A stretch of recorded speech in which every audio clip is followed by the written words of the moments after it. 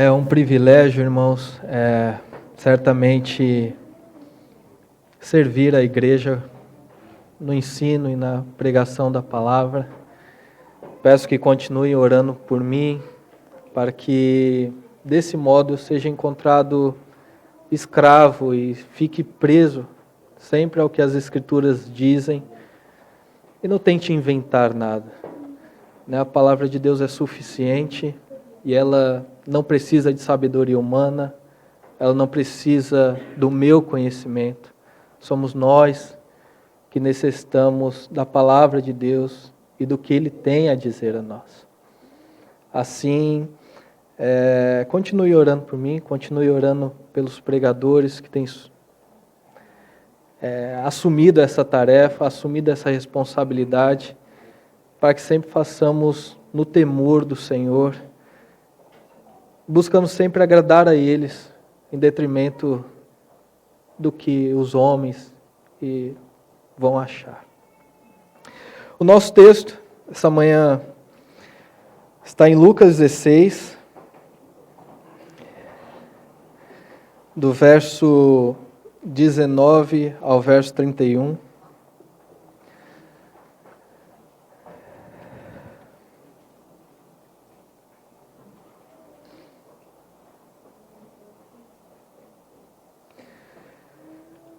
Peço que todos abram e acompanhem a leitura.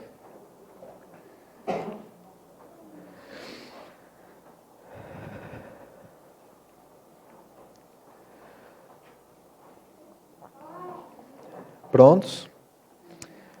Ora, havia certo homem rico que se vestia de púrpura e de linho finíssimo e que se alegrava todos os dias com grande ostentação. Havia também certo mendigo, chamado Lázaro, coberto de feridas, que ficava deitado à porta da casa do rico. Este desejava alimentar-se das migalhas que caíam da mesa do rico, e até os cães vinham lamber-lhe as feridas. E aconteceu que o mendigo morreu e foi levado pelos anjos para junto de Abraão. Morreu também o rico e foi sepultado. No inferno, estando em tormentos, o rico levantou os olhos e viu ao longe Abraão e Lázaro junto dele. Então, gritando, disse: Pai Abraão, tem misericórdia de mim, e mande que Lázaro molhe a ponta do dedo em água e me refresque a língua, porque estou atormentado neste fogo. Mas Abraão disse: Filho, lembre-se de que você recebeu seus bens durante a sua vida, enquanto Lázaro só teve males. Agora, porém, ele está consolado aqui, enquanto você está em tormentos. E além de tudo, há um grande abismo entre nós e vocês, de modo que os que querem passar daqui até vocês não podem, nem os de lá passar para cá. Então o rico disse: Pai, eu peço que mande Lázaro à minha casa paterna, porque tenho 5 irmãos, para que lhes dê testemunho, a fim de que não venham também para este lugar de tormento. Abraão respondeu: Eles têm Moisés e os profetas, ouçam-nos. Mas ele insistiu: Não, pai Abraão, se alguém dentre os mortos for até lá, eles irão se arrepender. Abraão, porém, lhe respondeu: Se não ouvem Moisés e os profetas, também não se deixarão convencer, mesmo que ressuscite alguém dentre os mortos. Essa é a palavra do nosso Deus. Irmãos, esta parábola, ela, em comparação a todas as outras, ela é singular em sua estrutura. As parábolas, geralmente usam de figuras, imagens do mundo para retratar uma realidade espiritual. Elas geralmente fazem isso, só que essa parábola ela é diferente, ela é muito direta. E ela é tão direta que alguns comentaristas chegam a acreditar que, na verdade, não é uma parábola. Pode ser uma história real, ou uma história mesmo. E eles tratam não como uma parábola. Mas essa manhã eu vou tratá-la como uma parábola, né? E se vocês observarem, há motivos a razão para eles crerem dessa maneira. Se vocês observarem, qual outra parábola Jesus cita o nome de um personagem?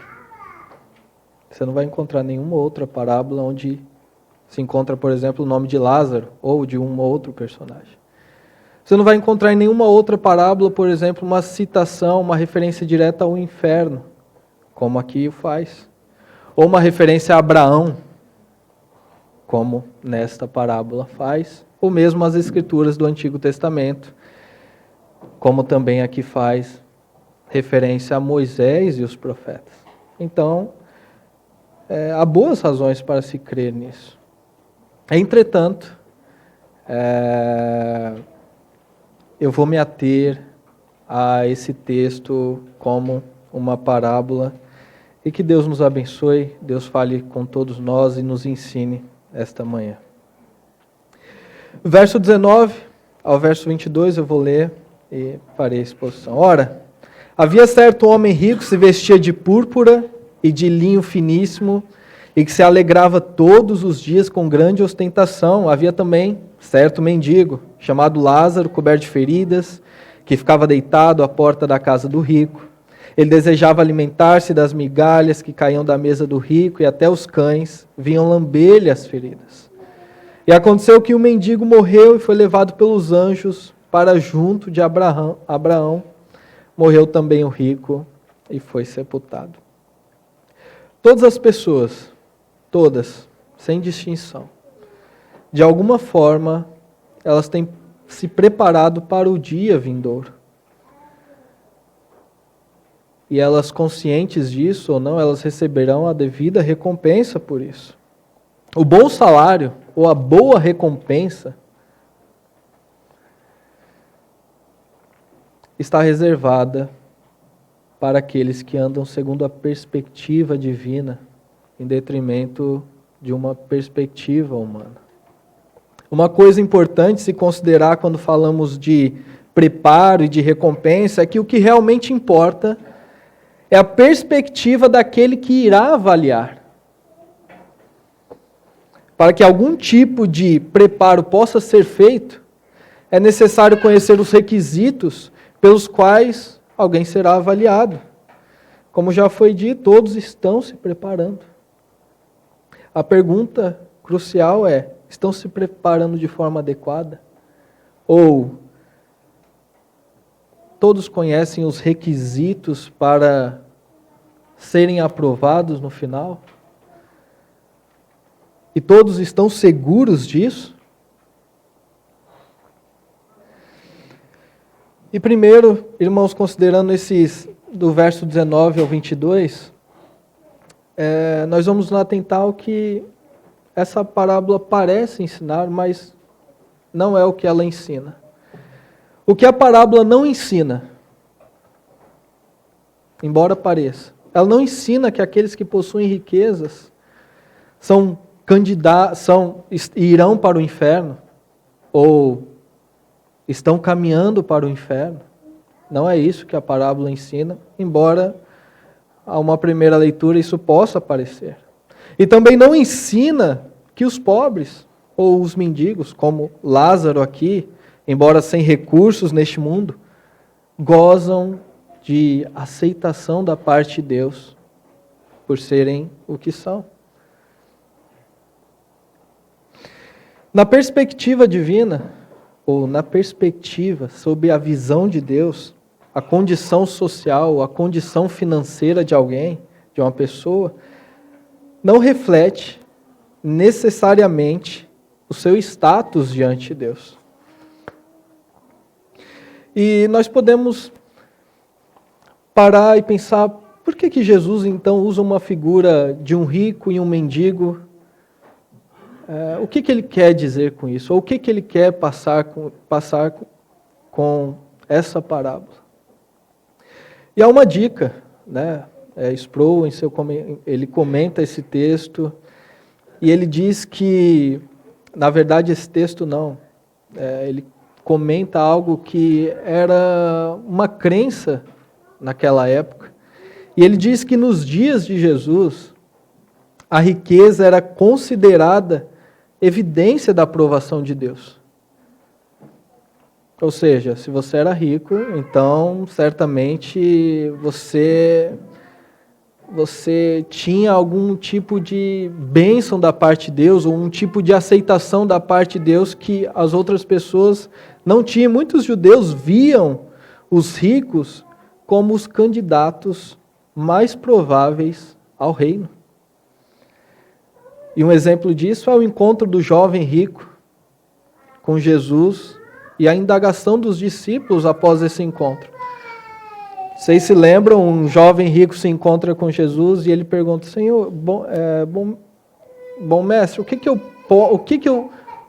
eu devo fazer para herdar a vida eterna, o reino do céu? Senhor, guarda os mandamentos. Eu tenho feito isso desde o princípio. Então, vende os seus bens e dá aos pobres, você terá um tesouro no reino dos céus. E aquele jovem rico, ele foi embora porque ele era dono de muitas riquezas. Mas o importante aqui é a indagação dos discípulos após esse encontro. Eles perguntam: Senhor, Jesus ele afirma que é mais fácil entrar, passar uma agulha, passar um camelo pelo fundo de uma agulha do que entrar um rico no reino de Deus. E os discípulos indagam: Senhor, sendo assim, quem é que pode ser salvo? Né? A ideia de que o rico ele era um forte candidato, ou o candidato mais provável ao reino, ela estava presente ali naquela época e naquele tempo. E os discípulos eles estão perguntando: Senhor, se eles...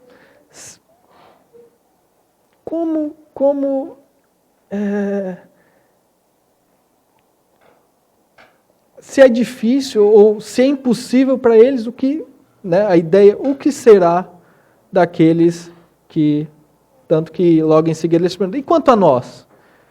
E o Senhor Jesus diz: aquele que tem deixado casa, por amor a mim, não perderá, não se perderá. Né? Tendo esse entendimento,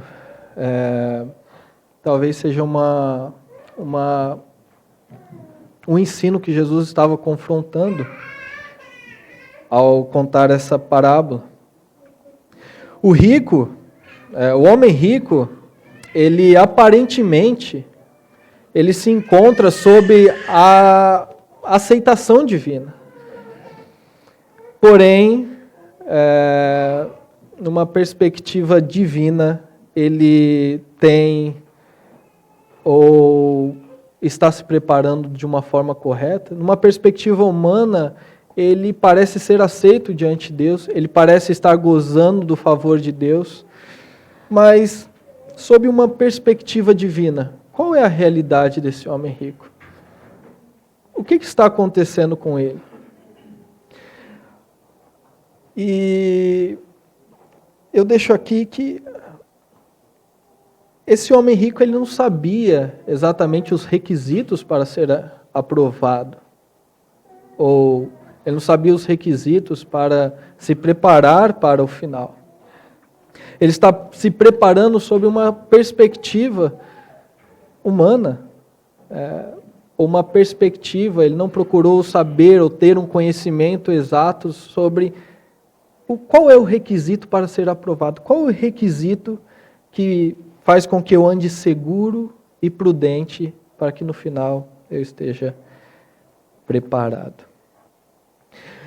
A perspectiva divina vai dizer o seguinte: a perspectiva divina, ela diz: o Senhor não vê como o homem vê.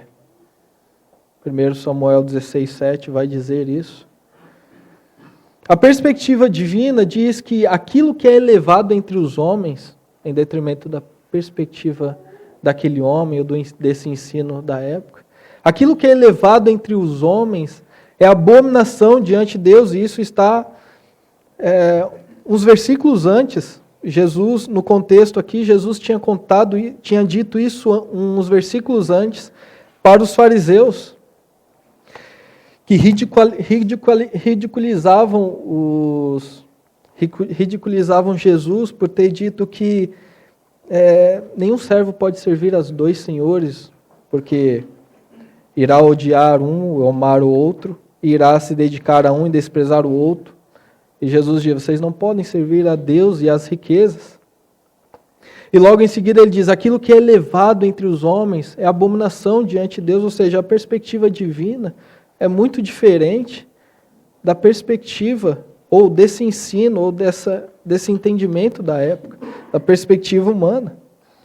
A perspectiva divina vai dizer, a vida de uma pessoa não consiste na abundância de bens que ela tem. Lucas 12, 15. Na perspectiva divina, um mendigo pode ser um candidato provável para o reino.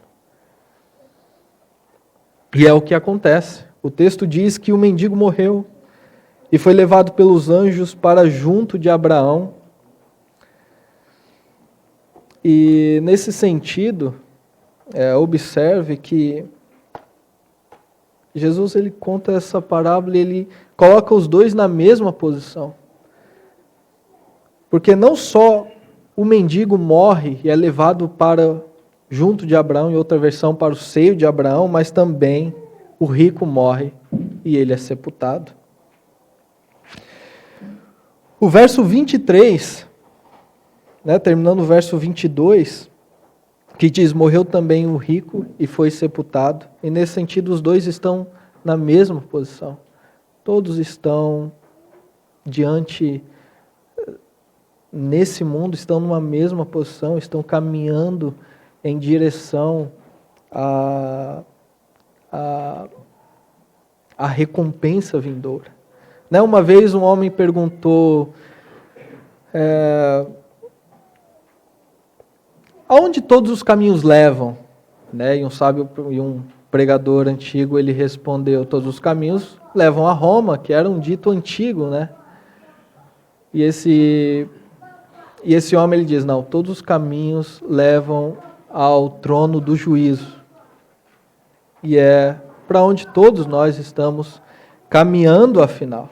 Então é bom saber se estamos andando numa perspectiva divina ou se nós estamos andando segundo o nosso entendimento ou segundo o entendimento humano. O verso 23 vai dizer, no inferno, estando em tormentos, o rico levantou os olhos, e observe aqui, o rico morreu, foi sepultado e no inferno, observe que não há um estado intermediário, não há um sono da alma, não há reencarnação aqui, e não há nem mesmo aniquilação. O rico ele morre, ele é sepultado no inferno, estando em tormentos, ele levanta os olhos, Sproul ele comenta e ele diz ao respeito do inferno, talvez essa doutrina seja mais que qualquer outra, a que mais exige a lealdade do cristão ao ensino de Cristo. Os cristãos modernos têm traçado limites para minimizar o inferno em um esforço para pôr de lado ou mesmo atenuar o próprio ensino de Cristo. O modo como o inferno é descrito, e esse texto talvez seja um dos textos que expõe uma realidade que outros textos não expõem. O modo como o inferno é descrito deve ser afirmado e reafirmado pela igreja. E aqui talvez uma primeira aplicação que todos nós devemos considerar nessa parábola. O próprio Senhor, ou todas as Escrituras, Deus em nenhum momento está procurando esconder alguma coisa. Deus não está envergonhado do ensino, ou não está envergonhado da verdade. Em todas as Escrituras, esse ensino é exposto, proclamado, ensinado com clareza. E a primeira aplicação para nós é para que nós também não nos envergonhamos da doutrina de Cristo? Ou nós não temamos os homens em detrimento desta doutrina? Nós não devemos ter receio de proclamar e ensinar ou falar dessa doutrina do inferno nos termos das Escrituras, sem procurar atenuar, sem procurar esconder ou pôr de lado. Abandonar ou suavizar essa doutrina é um fermento que vai levedar toda a massa até o ponto de tornar depreciativa a obra de Cristo e a pregação do Evangelho. O que realmente queremos ao proclamar e ao ensinar a doutrina do inferno é que as pessoas fujam de lá. Elas fujam, elas tenham consciência da realidade e temam e tremam diante dessa doutrina. Não devemos omitir essa verdade em momento algum. Jesus, em Lucas 12, verso 4 e 5, vai dizer: não temais os que matam o corpo, e depois disso nada podeis fazer, eu porém vos digo que deveis temer, eu porém vos digo a quem deveis temer. Temeis aquele que tem poder, tanto de matar, como de lançar no inferno. E uma outra coisa que também podemos aplicar é que essa doutrina deve, juntamente com a ordem de Cristo de proclamar o Evangelho, nos impulsionar para que alertemos a todos sobre o perigo iminente que corre. Charles Spurgeon, ele diz: ó, meus irmãos e irmãs em Cristo, se os pecadores haverão de ser condenados, que ao menos pisem sobre nosso cadáver rumo ao inferno. E se vão perecer, que pereçam com nossos braços ao redor de seus tornozelos, implorando-lhes que fiquem e que não se destruam insensatamente. Então aqui o Senhor Jesus, Ele proclama, Ele ensina essa doutrina, alertando a todos, alertando ao público ali presente, que pessoas estão caminhando para lá, pessoas estão indo nessa direção, conscientes ou inconscientes, sob perspectivas diversas, mas pessoas estão caminhando, estão se preparando para o final, estão se preparando mal para esse dia. E nesse mesmo versículo, observem que ele levanta os olhos. No inferno, estando em tormentos, o rico levantou os olhos. E é o caso de... ele poderia ter feito isso antes. Mas somente no inferno ele se dá conta, ou ele percebe que ele deveria ter feito isso antes. Ele levanta os olhos. Ele vê ao longe Abraão e Lázaro junto dele. Lázaro no seio de Abraão, em outras traduções. E alguns, ao comentar e a considerar essa passagem, ao falar o que significa Lázaro junto dele, ou Lázaro no seio de Abraão, vão concluir que Lázaro agora está em um banquete. Eu não sei para você, mas faz todo sentido, né? Se pegarmos o contraste entre o rico se regalando esplendidamente antes e o Lázaro, o mendigo, não tendo nada para comer, desejando comer aquilo que caía da mesa do rico, agora Lázaro parece estar em um banquete, no seio de Abraão. Lázaro não tinha com que se alimentar, ele desejava alimentar-se das migalhas que caíam da mesa do rico. E talvez alguns textos podem ajudar, para que não fique somente uma sugestão, podem ajudar a todos a chegar a essa mesma conclusão. Primeiro, durante a ceia, em João 13, 25, é dito: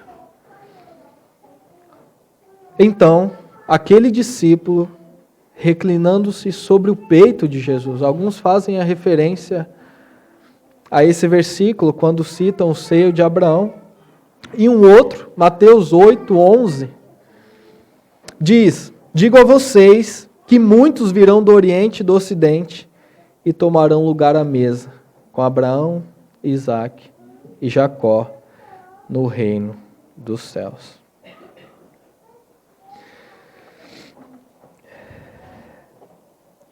Irmãos, esse texto talvez seja o texto que mais descreve as realidades do inferno. Observe que, primeiro, ele está no inferno e ele está em tormentos. Agora, no verso seguinte, ele continua a falar com pai Abraão e ele diz, então, gritando, na verdade, ele vê Abraão e então ele se dirige a Abraão e ele gritando, ele diz, pai Abraão, tenha misericórdia de mim. E talvez Jesus aqui, eu vou parar nessa parte, talvez Jesus aqui ao fazer, quem é pai Abraão? Quem é pai Abraão aqui? O que Jesus quer dizer, ou o que Jesus pretende dizer aqui, quando o homem rico, que está no inferno, ele chama Abraão, e ele chama Abraão de pai, inclusive. E talvez, é provável, que além de contrariar o ensino, que os ricos são mais cotados para o reino, Jesus aqui desafia um outro ensino. Um outro ensino que muitos judeus, eles tinham por segurança serem descendentes de Abraão. Se fosse descendente de Abraão e agora um homem rico, descendente de Abraão, ele estava seguro sobre a entrada no reino. Ele poderia estar seguro sobre a entrada no reino. Mas agora, nesse texto, sob a perspectiva divina, um descendente de Abraão, e rico inclusive, podem ter sua recompensa no inferno. E o rico, e esse homem rico, ele gritando, ele não só chama Abraão de pai, mas ele começa a suplicar, ele começa a fazer um pedido, e a situação dele agora é essa: mande que Lázaro molhe a ponta do dedo em água e me refresque a língua, porque estou atormentado neste fogo. Note que no inferno as pessoas elas continuam a desejar. O desejo, a vontade, ela permanece, ela continua. Note que também a bondade e a misericórdia divina são cortadas para essa pessoa. E são cortadas de tal modo que um pingo de água passa a ser sinal de alívio para o homem. Sua petição, ela é recusada. Note também que Salmo 24:1, né? Do Senhor é a terra e a sua plenitude, o mundo e os que nele habitam. Note que isso implica para nós é que nós não temos nada de fato. Aquele homem no inferno, ele percebe que um pingo de água só existia sob a soberania de Deus, ou sob a bondade e a misericórdia de Deus sobre ele. Agora, isso não existe mais. A misericórdia e a bondade de Deus são cortadas para sempre. E aquele homem, então, ele tem desejos que não são atendidos, são recusados. E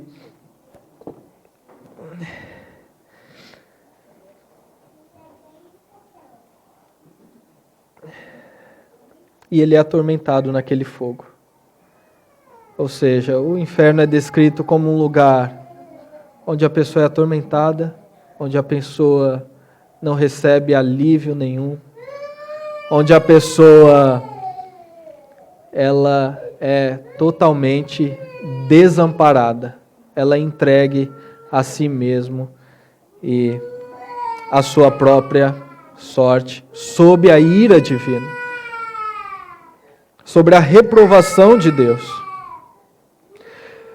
Mas ele continua argumentando com Abraão e ele diz, mas Abraão responde na verdade, e ele diz, filho, lembre-se.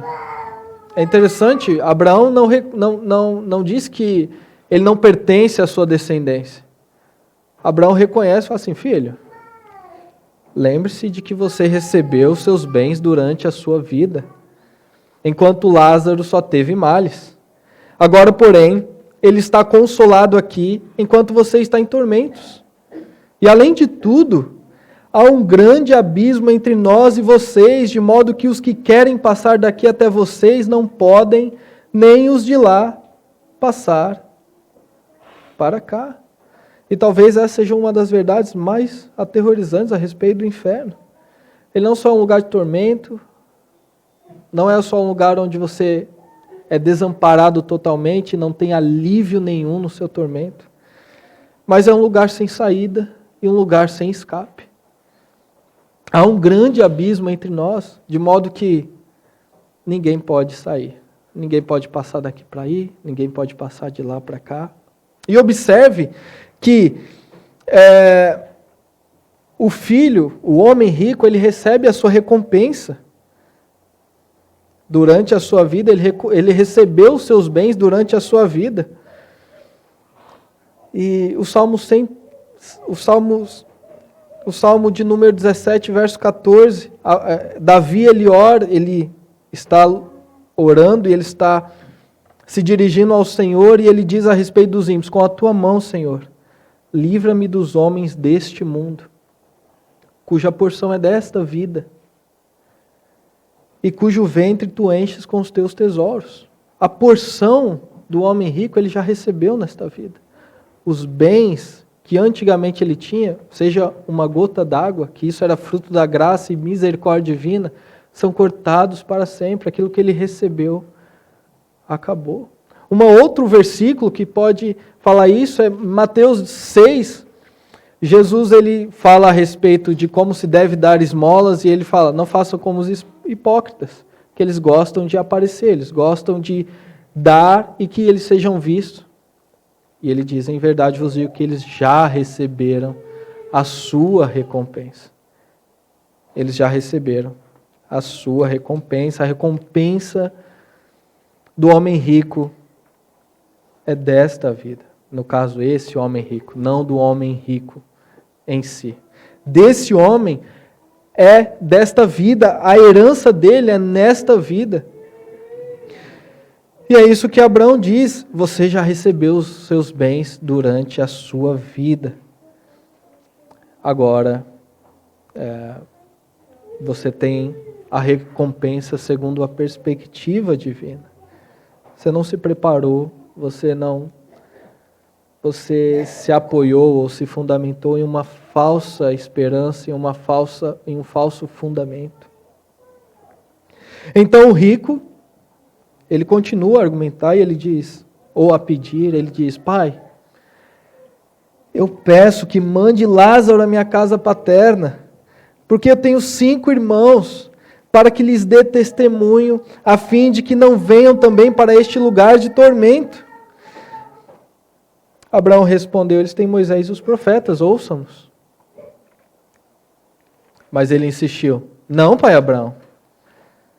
Se alguém dentre os mortos for até lá, eles irão se arrepender. Abraão, porém, lhe respondeu, se não houve Moisés e os profetas, também não se deixarão convencer, mesmo que ressuscite alguém dentre os mortos.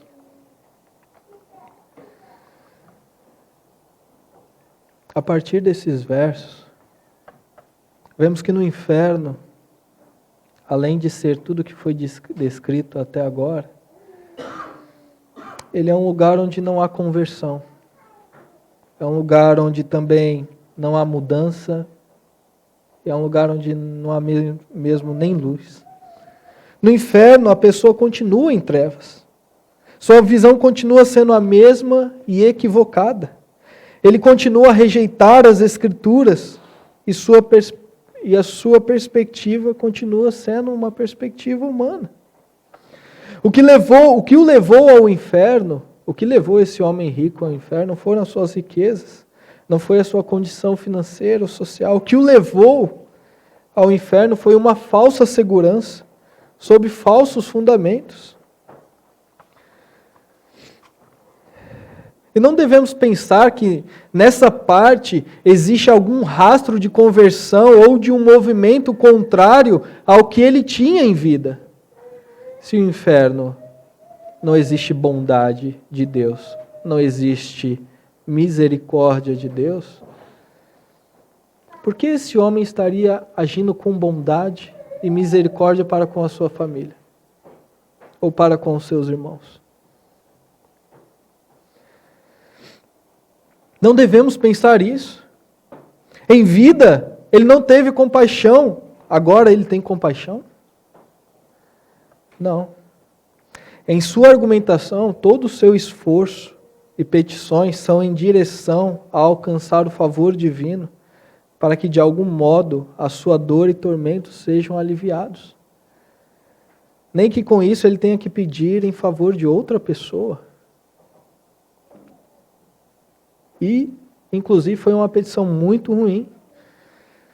Sob a alegação de querer o bem de seus irmãos, o homem rico continua a rejeitar as Escrituras. Em sua perspectiva, a ressurreição de um morto é um testemunho maior do que as próprias Escrituras, do que a própria Bíblia. E não é. Nós devemos atentar e dar ouvidos ao que a Bíblia diz. O que a Bíblia diz é que se alguém há de se converter, essa é a perspectiva divina. O que a Bíblia diz é que se alguém há de se converter, ele o fará por meio do testemunho das Escrituras e por nenhum outro meio. Ainda que diante de algo tão extraordinário como a ressurreição de um morto. E é digno de nota que a ressurreição de um homem chamado Lázaro, irmão de Marta e Maria, no capítulo 11 de João, não produziu conversões nos opositores de Jesus. Pelo contrário, se vocês se lembram, os opositores de Jesus decidiram também matar Lázaro, em vez de se converterem. Na perspectiva divina, a Bíblia é o bom testemunho por meio do qual, se alguém abraçar, estará se preparando adequadamente para o final. Se vocês perceberam, essa parábola parece falar muito mais sobre o homem rico ou sobre o inferno do que o próprio Lázaro. Fala muito pouco sobre Lázaro. Lázaro morreu, foi levado aos anjos para o seio de Abraão. E agora ele está consolado. Só fala isso de Lázaro. Mas a recompensa vindoura de Lázaro, ela também não se encontra, assim como a recompensa vindoura desse homem rico, que no caso foi juízo e condenação, não foi por causa da sua condição financeira. A recompensa vindoura de Lázaro também não se dá por causa de sua condição financeira ou social. Ele não está lá porque ele é um mendigo, um coitado, nada disso. Lázaro não herda o reino por ter uma vida sem mancha também. Lázaro não era puro, não era santo para herdar o reino de Deus. Como vocês podem perceber, Lázaro morre, como também o rico. Segundo as Escrituras, o salário do pecado é a morte. Então os dois estão numa mesma posição.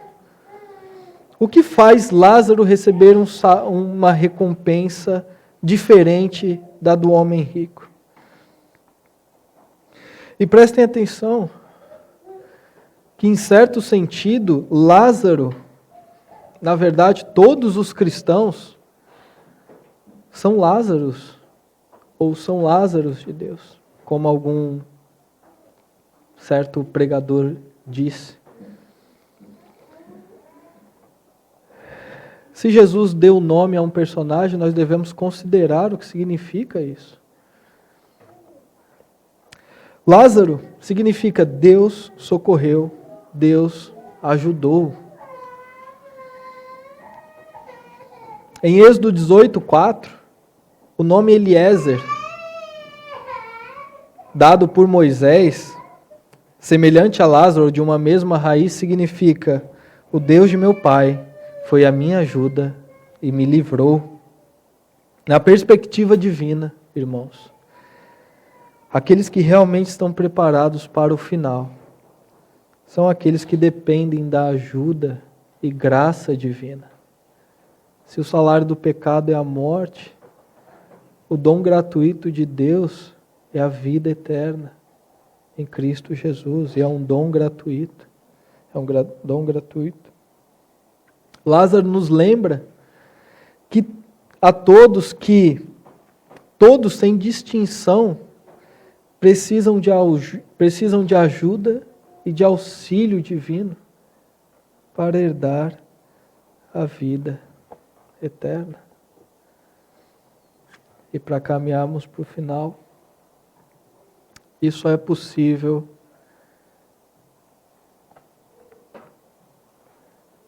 para nós hoje. Quais são as implicações disso para nós hoje?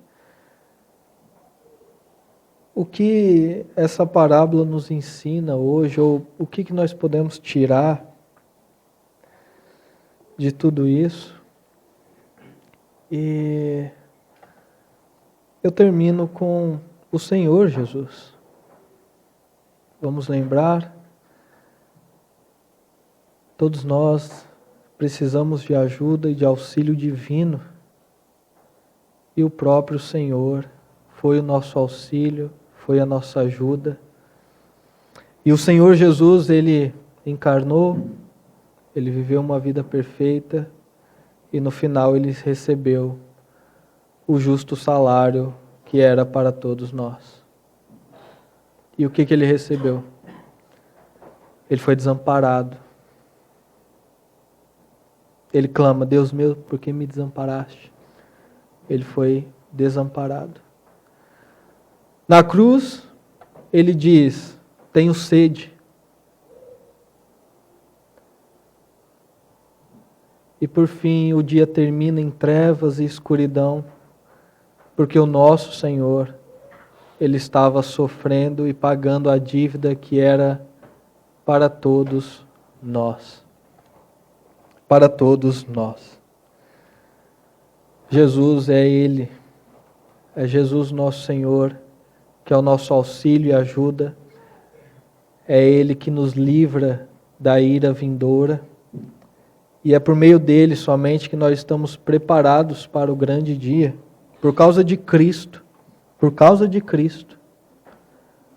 A morte não deve espantar o crente. Por causa de Cristo, nós podemos até andar pelo vale da sombra da morte, que nós não temos o que temer. Por causa de Cristo, nós estamos preparados, totalmente preparados para o final. Totalmente preparados.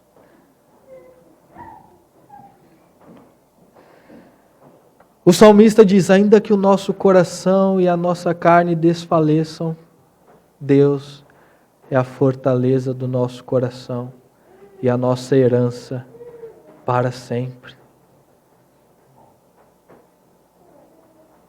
Cristo é a nossa ajuda. Cristo é aquele que faz com que nós não sigamos sob essa perspectiva. Que Deus nos ajude, que Deus nos abençoe e Vamos fechar os nossos olhos, vamos curvar nossas cabeças.